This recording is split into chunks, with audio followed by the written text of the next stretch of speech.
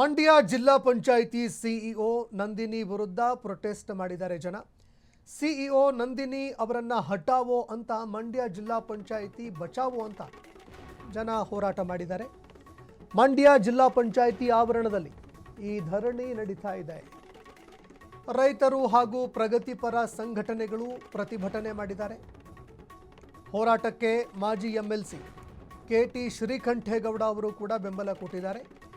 ಸಾರ್ವಜನಿಕರ ಭೇಟಿಗೆ ಸಿಗದೇ ಇರೋದಕ್ಕೆ ಜನ ಆಕ್ರೋಶ ವ್ಯಕ್ತಪಡಿಸಿದ್ದಾರೆ. ಅಧಿಕಾರಿಗಳ ಕೆಲವು ಅಕ್ರಮಗಳ ಬಗ್ಗೆ ಮಾಹಿತಿ ನೀಡದೇ ಇರೋದು, ಗ್ರಾಮ ಪಂಚಾಯಿತಿಗಳಲ್ಲಿ ಭ್ರಷ್ಟಾಚಾರದ ಬಗ್ಗೆ ದೂರು ನೀಡಿದರೂ ಕೂಡ ಕ್ರಮ ಕೈಗೊಳ್ಳೋದಕ್ಕೆ ಹಿಂದೇಟು ಹಾಕ್ತಾ ಇದ್ದಾರೆ, ಕ್ರಮ ಕೈಗೊಳ್ತಾ ಇಲ್ಲ ಅನ್ನೋ ಗಂಭೀರ ಆರೋಪ ಕೇಳಿಬರ್ತಾ ಇದೆ. ಇದಕ್ಕೆ ಸಂಬಂಧಪಟ್ಟಂತೆ ಅವರನ್ನೇ ಈಗ ತೆಗೆದುಹಾಕಬೇಕು, ಜಿಲ್ಲಾ ಪಂಚಾಯಿತಿಯನ್ನು ಉಳಿಸಬೇಕು. ಸಾರ್ವಜನಿಕರು ಈಗ ಈ ರೀತಿಯಾಗಿ ಸಿಇಒ ಅವರ ವಿರುದ್ಧವೇ ಸಮರ ಸಾರಿದ್ದಾರೆ. ಸಿಇಒ ನಂದಿನಿ ಅವರನ್ನು ಆ ಸ್ಥಾನದಿಂದ ಬೇರೆಡೆಗೆ ವರ್ಗಾವಣೆ ಮಾಡಬೇಕು. ಭ್ರಷ್ಟಾಚಾರದ ಬಗ್ಗೆ ದೂರು ಕೊಟ್ಟಿದ್ದೀವಿ, ಆದರೂ ಕೂಡ ಕ್ರಮ ಕೈಗೊಳ್ತಾ ಇಲ್ಲ ಅಂತ ತೀವ್ರ ಆಕ್ರೋಶ ಹೊರಹಾಕಿದ್ದಾರೆ.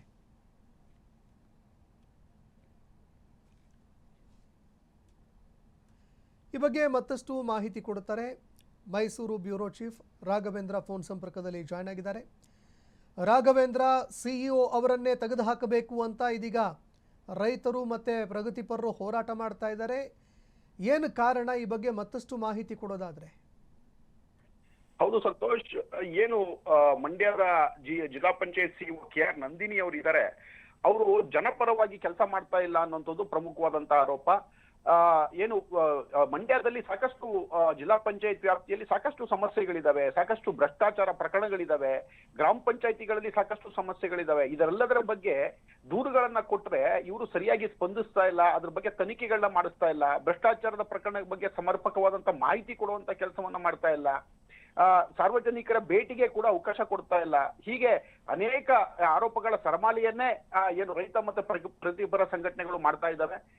ಏನು ವಿಧಾನ ಪರಿಷತ್ ಮಾಜಿ ಸದಸ್ಯ ಕೆಟಿ ಶ್ರೀಕಂಠೇಗೌಡರು ಇದ್ದಾರೆ, ಅವರ ನೇತೃತ್ವದಲ್ಲಿ ಈ ಒಂದು ಪ್ರತಿಭಟನೆ ಬಹಳ ದೊಡ್ಡ ಮಟ್ಟದಲ್ಲಿ ನಡೀತಾ ಇರತಕ್ಕಂಥದ್ದು. ನಂದಿನಿ ಹಟಾವೋ ಚಳವಳಿ ಅನ್ನೋ ಹೆಸರಿನಲ್ಲೇ ಆ ಪ್ರತಿಭಟನೆಯನ್ನ ಮಾಡ್ತಾ ಇದ್ದಾರೆ. ಏನು ಮಂಡ್ಯ ಜಿಲ್ಲೆ ಬಹಳ ಸೂಕ್ಷ್ಮವಾದಂತ ಪ್ರದೇಶ, ಅದರಲ್ಲೂ ಸಾಕಷ್ಟು ಪ್ರಾಬ್ಲಮ್ಸ್ ಗಳಿರ್ತವೆ.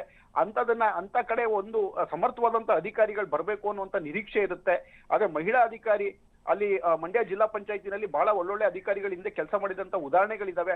ಆದ್ರೂ ಕೂಡ ಏನು ಕೆಆರ್ ನಂದಿನಿ ಅವರು ಬಂದ ನಂತರ ಸಾಕಷ್ಟು ಅಲ್ಲಿ ಅವ್ಯವಸ್ಥೆ ಆಗಿದೆ. ಜಿಲ್ಲಾ ಪಂಚಾಯತಿನಲ್ಲಿ ಯಾವ ಆಡಳಿತ ಸರಿಯಾಗಿ ನಡೀತಾ ಇಲ್ಲ, ಅಧಿಕಾರಿಗಳು ಜನರಿಗೆ ಸ್ಪಂದಿಸ್ತಾ ಇಲ್ಲ, ಆಮೇಲೆ ವ್ಯಾಪಕವಾದಂತ ಭ್ರಷ್ಟಾಚಾರಗಳು ನಡೀತಾ ಇದಾವೆ, ಅದಕ್ಕೆ ಮೂಗ್ದಾರ ಹಾಕುವಂತ ಕೆಲಸ ನಡೀತಾ ಇಲ್ಲ. ಈ ತರದ ಅನೇಕ ಆರೋಪಗಳಿದ್ರು ಕೂಡ ಇದ್ಯಾವುದನ್ನು ಕೂಡ ಸರಿಯಾದ ರೀತಿಯಲ್ಲಿ ನಿರ್ವಹಣೆ ಮಾಡ್ತಾ ಇಲ್ಲ. ಓಕೆ ರಾಘವೇಂದ್ರ, ಮತ್ತೆ ನಿಮ್ಮನ್ನ ಸಂಪರ್ಕಿಸ್ತೇನೆ ನಾನು. ಇದೇ ವಿಚಾರಕ್ಕೆ ಸಂಬಂಧಪಟ್ಟಂತೆ ಮಾತನಾಡೋದಕ್ಕೆ ಜಿಲ್ಲಾ ಪಂಚಾಯತಿ ಸಿಇಒ ನಂದಿನಿ ಅವರು ಫೋನ್ ಸಂಪರ್ಕದಲ್ಲಿ ಜಾಯ್ನ್ ಆಗಿದ್ದಾರೆ. ನಂದಿನಿ ಮೇಡಮ್ ನಮಸ್ಕಾರ. ನಂದಿನಿ ಮೇಡಮ್ ಕೇಳಿಸ್ತಿದ್ಯಾ? ಹಲೋ. ಹಾ ಮೇಡಮ್ ಕೇಳಿಸ್ತಿದ್ಯಾ? ಕೇಳಿಸ್ತಿದೆ, ನಮಸ್ಕಾರ ಹೇಳಿ. ನಂದಿನಿ ಮೇಡಮ್, ಆರೋಪಗಳು ಕೇಳಿ ಬರ್ತಾ ಇದೆ, ಯಾರು ಭ್ರಷ್ಟರಿದ್ದಾರೆ ಅವರ ವಿರುದ್ಧ ಕ್ರಮ ಕೈಗೊಳ್ತಾ ಇಲ್ಲ ಅಂತ ನಿಮ್ಮ ವಿರುದ್ಧ ಹೋರಾಟ ಆಗ್ತಾ ಇದೆ ಮೇಡಮ್, ಏನ್ ಹೇಳ್ತೀರಿ? ಪಾರದರ್ಶಕವಾಗಿ ನಿಯಮಾನುಸಾರ ಕೆಲಸ ಮಾಡೋರ್ಗೆ ಸವಾಲ್ಗಳು ಖಂಡಿತವಾಗ್ಲೂ ಜಾಸ್ತಿ ಇದ್ದೇ ಇರುತ್ತೆ. ಈಗಾಗ್ಲೇ ಅವ್ರು ಏನು ಕೇಳಿದ್ದಾರೆ ಅನ್ನುವಂಥದ್ದು ಡಿಮಾಂಡ್ಸ್ ನೀವು ಕೂಲಂಕುಷವಾಗಿ ಪರಿಶೀಲನೆ ಮಾಡ್ಬೇಕಾಗತ್ತೆ. ಅವಾಗ ನಿಮ್ಗೆ ಸತ್ಯಾಸತ್ಯತೆ ಗೊತ್ತಾಗುತ್ತೆ ನಿಮ್ಗೆ. ಅದೆಲ್ಲ ಅವ್ರು ಹೇಳ್ತಾ ಇರುವಂತ ಯಾವ್ದೇ ಒಂದು ಅಲಿಗೇಷನ್ಸ್ ಏನಿದೆ ಎಲ್ಲಾನು ಬೇಸ್ಲೆಸ್ ಅಲಿಗೇಷನ್ಸ್. ಸೊ ಹಂಗಾಗಿ ಏನು ಎಷ್ಟ್ ಜನಕ್ಕೆ 1 to 4 ಆಗಿದೆ, ಯಾಕಂದ್ರೆ ಇಡೀ ಕಾನೂನ ಚೌಕಟ್ಟಿನಲ್ಲಿ ನೀವು ಏನೇ ಕ್ರಮ ತಗೊಂಡ್ಬೇಕು ಅಂತ ಅಂದಾಗ ಅವ್ರದ್ದು ಏನು ಅಲಿಗೇಷನ್ ಇರುತ್ತೆ ಅದರದ್ದು ನೋಡ್ಬಿಟ್ಟು ನಿಯಮಾನುಸಾರ ನಾವು ಏನು ಪ್ರಿನ್ಸಿಪಲ್ ಆಫ್ ನ್ಯಾಚುರಲ್ ಜಸ್ಟಿಸ್ ಇದೆ ಅದರ ಪ್ರಕಾರ ನೋಟಿಸ್ ಇಶ್ಯೂ ಮಾಡಿ, ಅದ್ರ ಪ್ರಕಾರ 1 to 4 ಮಾಡಿ, ಡೀಲ್ ಶುರು ಮಾಡಿ, ಅದ್ರ ಪ್ರಕಾರ ಕ್ರಮ ತಗೊಂಡ್ಬೇಕು. ಅದ್ರ ತರಾನೇ ತಗೊಂಡಿರುವಂತದ್ದು. ಸೊ ಹಾಗಾಗಿ ನಮ್ ಕೆಲಸ ಮಾತಾಡ್ತಾ ಇರುತ್ತೆ. ಸೊ ಇಡೀ ಜಿಲ್ಲೆಯ ಜನತೆ ಕೂಡ ಪ್ರಜ್ಞಾವಂತರಿರ್ತಾರೆ, ಅವ್ರಿಗೆ ಗೊತ್ತಿರುತ್ತೆ ಯಾವ್ದು ಸತ್ಯ ಏನು, ಯಾವ್ದನ್ನ ಯಾವ ರೀತಿಯಲ್ಲಿ. ಯಾವ ವಿಚಾರಕ್ಕೆ ಕಂಪ್ಲೇಂಟ್ ಬಂದಿತ್ತು ಮೇಡಮ್ ನಿಮ್ಮ ಹತ್ರ? ನೀವ್ ಹೇಳ್ಬೇಕು ಯಾವ್ದಕ್ಕೆ ಕೇಳ್ತಾ ಇದ್ದೀರಿ ರಿಯಾಕ್ಷನ್ ಅನ್ನುವಂಥದ್ದು. ಕೆಲವು ಅಧಿಕಾರಿಗಳ ರಕ್ಷಣೆ ನಿಂತಿದ್ದಾರೆ, ನಾವು ಅಧಿಕಾರಿಗಳ ವಿರುದ್ಧ ಭ್ರಷ್ಟಾಚಾರದ ಬಗ್ಗೆ ಆರೋಪ ಮಾಡಿದೀವಿ, ದಾಖಲೆಗಳನ್ನು ಸಲ್ಲಿಸಿದೀವಿ ಅಂತ ರೈತರು ಹೇಳ್ತಾರೆ ಮೇಡಮ್. ಈಗ ಯಾವ್ದೆಲ್ಲ ನಮ್ಗೆ ಕಂಪ್ಲೇಂಟ್ಸ್ ಬಂದಿದೆ ಎಲ್ಲಾದ್ರ ಪ್ರಕಾರನು ನಿಯಮಾನುಸಾರ ಕ್ರಮ ತಗೊಂಡಿರುವಂತದ್ದು.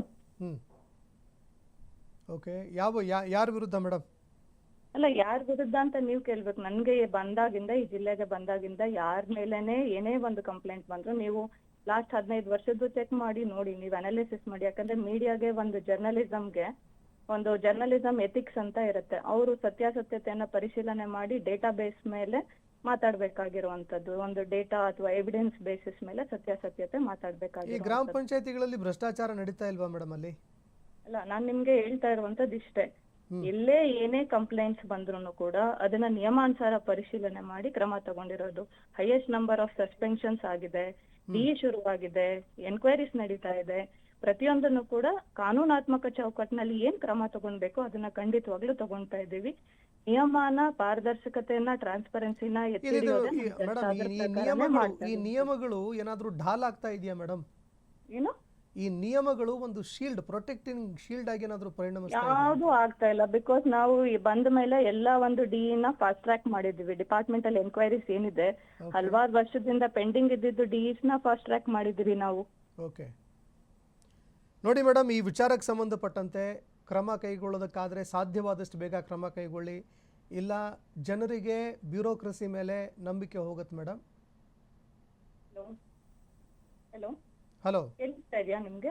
ಹಾ, ಕೇಳಿಸ್ತಾ ಇದೆ madam. Yes, please go ahead. ನೀವೇನು ಹೇಳ್ತಾ ಇದ್ರಿ ಹೇಳಿ. ಈಗ ಆದಷ್ಟು ಬೇಗ ಆ ರೀತಿ ಏನಾದರೂ ಇದ್ದಾಗ, ಕ್ರಮಗಳಾಗದೇ ಇದ್ರೆ ಅಧಿಕಾರಿಗಳ ವಲಯ ಮೇಲೆ, ಬ್ಯೂರೋಕ್ರಸಿ ಮೇಲೆ ಜನರಿಗೆ ನಂಬಿಕೆ ಹೋಗುತ್ತೆ ಮೇಡಮ್. 100% ನೀವ್ ಹೇಳ್ತಾ ಇರೋದು ಕರೆಕ್ಟ್ ಇದೆ. ಬಟ್ ನಾನ್ ನಿಮ್ಗೆ ಹೇಳ್ತಾ ಇರುವಂತದ್ದು, ಅದ್ರ ಮುಖಾಂತರ ಜನರಿಗೆ ಹೇಳ್ತಾ ಇರುವಂತದ್ದು, ಬಂದಿದ್ ಏನ್ ಇಷ್ಟು ದಿನದಲ್ಲಿ ಏನು ಡಿಇಸ್ ಪೆಂಡಿಂಗ್ ಇತ್ತು, ಡಿಪಾರ್ಟ್ಮೆಂಟಲ್ ಎನ್ಕ್ವೈರಿ ಪೆಂಡಿಂಗ್ ಇತ್ತು ಹಲವಾರು ವರ್ಷದ್ದು, ಯಾರ ಮೇಲೆ ಏನು ಆರೋಪ ಬಂದಿತ್ತು ಅದನ್ನೆಲ್ಲವನ್ನ ಹೈಯೆಸ್ಟ್ ನಂಬರ್ ಆಫ್ ತನಿಖಾ ತಂಡ ನೇಮಕ ಮಾಡಿದೀವಿ, ಹೈಯೆಸ್ಟ್ ನಂಬರ್ ಆಫ್ ಎನ್ಕ್ವೈರೀಸ್ ಮಾಡಿದೀವಿ, ಕಂಟಿನ್ಯೂ ಮಾಡಿದೀವಿ. ಅದನ್ನೆಲ್ಲದನ್ನು ಕೂಡ ಎನ್ಕ್ವೈರಿನ, ಇನ್ವೆಸ್ಟಿಗೇಷನ್ ನ ಫಾಸ್ಟ್ ಟ್ರ್ಯಾಕ್ ಮಾಡಿದೀವಿ. ಅದ್ರ ಬಂದಂಗೆ ಎಲ್ಲೆಲ್ಲಿ ನಮ್ಗೆ ಇಮಿಡಿಯೇಟ್ ಎವಿಡೆನ್ಸ್ ಸಿಕ್ಕಿದೆ, ಆ ಎವಿಡೆನ್ಸ್ ಬೇಸಿಸ್ ಮೇಲೆ we have taken action also. ಹೋರಾಟಗಾರರ ಜೊತೆಗೆ ಅಲ್ಲ, ಒಂದ್ ನಿಮಿಷ, I will just clarify because highest number of suspensions ಆಗಿದೆ, ಹೈಯೆಸ್ಟ್ ನಂಬರ್ ಆಫ್ ಡಿಇಸ್ ಆಗಿದೆ, highest number of pending enquiries complete ಮಾಡಿದ್ದೀವಿ. ಇದೆಲ್ಲವನ್ನ ಕೂಡ ನಮ್ಮ ಒಂದು ಏನು ರೂಲ್ ಬೌಂಡೆಡ್ನೆಸ್ ಇದೆ ಅದನ್ನ ತೋರಿಸುವಂತದ್ದೇ ನಿಮ್ಗೆ. ಅಂಡ್ ಈವನ್ ಇಫ್ ನಿಮ್ ಕಡೆ ಏನು ಇನ್ಫಾರ್ಮೇಶನ್ ಇದೆ ಅಂದ್ರೂ that we are always ready to take, there is no doubt about it. ಈಗ ಈ ಹೋರಾಟಗಾರರ ಜೊತೆಗೆ ಮಾತಾಡಿ ಅದನ್ನ ಬಗೆಹರಿಸ್ತೀರಾ ಮೇಡಮ್?